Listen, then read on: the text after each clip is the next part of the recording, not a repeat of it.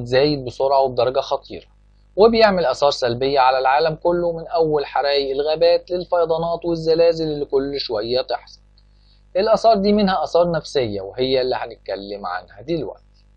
واحد، الضغط النفسي.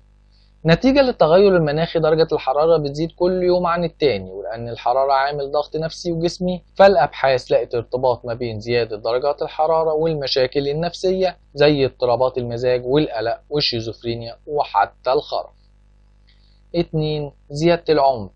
الدراسات لقت برضو ارتباط بين ارتفاع درجات الحرارة وزيادة العنف، فكلما زادت الحرارة زاد اتجاه للناس للعنف، وده نتيجة لأن الحرارة بتزيد الاستثارة والتوتر وبتقلل الانتباه وضبط الذات. 3.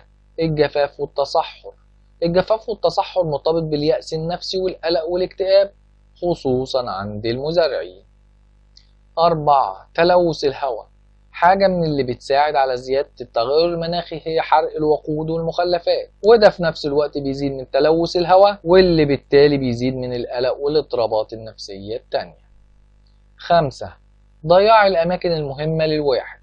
واحد من الآثار بتاعة التغير المناخي هي الفيضانات والزلازل والبراكين، واللي ممكن تدمر مدن بحالها، وده ممكن يخلي الناس يلاقوا إنهم خسروا الأماكن المهمة ليهم، ودي ظاهرة اسمها سولاستلجيا. 6. فقدان الهوية الشخصية والوظيفية.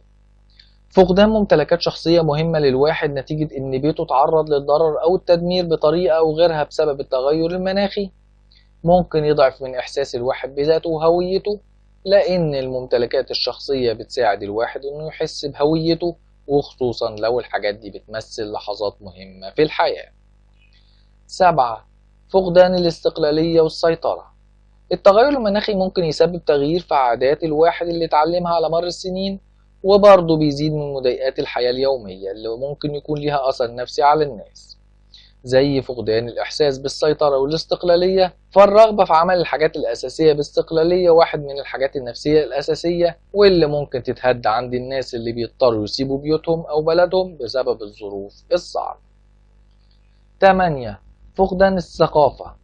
التوتر المتزايد نتيجة التغير المناخي، وخصوصا في الأماكن الباردة اللي درجة حرارتها بتزيد نتيجة زيادة درجات الحرارة، بتسبب إن الناس بتحس بفقدان الإحساس بالأمن الغذائي والحزن والغضب، وزيادة التوتر الأسري وفقدان الإحساس بالقيمة نتيجة لأن المناخ البارد جزء من هويتهم وثقافتهم، وزيادة درجة الحرارة بيغير من عاداتهم وتقاليدهم. 9. العنف بين الجماعات.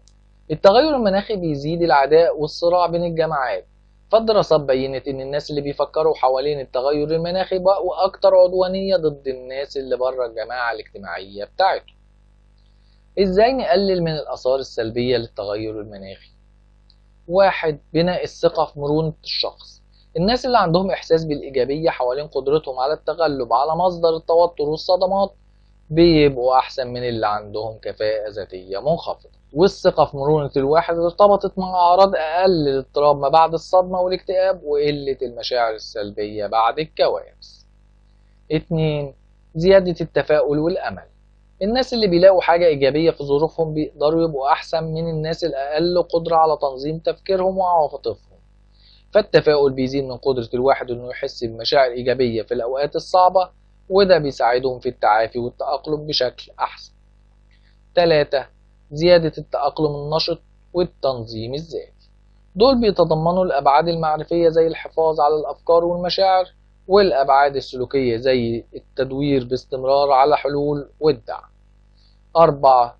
الارتباط بمصادر الدعم الشخصية. القدرة الشخصية للناس على تحمل الصدمات بتزيد لما يكونوا متصلين بشبكة اجتماعية قوية، فالتواصل مع الغير هو أساس حاجة نفسية وأساس رئيسي للرفاهية، فخلال الأوقات الصعبة بيلجأ الناس للقريبين منهم زي العيلة والأصحاب والجيران علشان الدعم العاطفي والمالي. 5. تشجيع التواصل والاهتمام بالأطفال. دعم الأسرة والعلاقات بينهم حاجة مهمة بشكل خاص للأطفال، لأنهم أكتر عرضة للخطر وضغوط الصحة النفسية والفسيولوجية طويلة المدى. 6. دور عن مصدر للمعنى الشخصي. الناس اللي بيحسوا بمعنى للحياة بيكونوا مرنين في مواجهة الحوادث السلبية، وواحد من مصادر المعنى هو المجتمع الديني زي المسجد والكنيسة. 7. زيادة الاستعداد الشخصي. الصحة النفسية ممكن دمجها في الاستعداد للكوارث زي الأكل والمية والأدوية، فالحاجات زي العناصر الدينية زي المصحف أو الإنجيل والصور والبطانيات وألعاب الأطفال والكتب والأوراق والأقلام برضو حاجات مهمة. 8. لو دي حاجة مفيهاش خطر خليك في بيتك أو منطقتك، لأن الاتصال بالمكان مفتاح للمرور. استنونا في فيديو جديد وموضوع جديد، وما تنسوش تشتركوا في القناة وتفعلوا زر التنبيهات علشان يوصلكوا كل جديد. ولو الفيديو ده عجبك اعمل لايك وشير.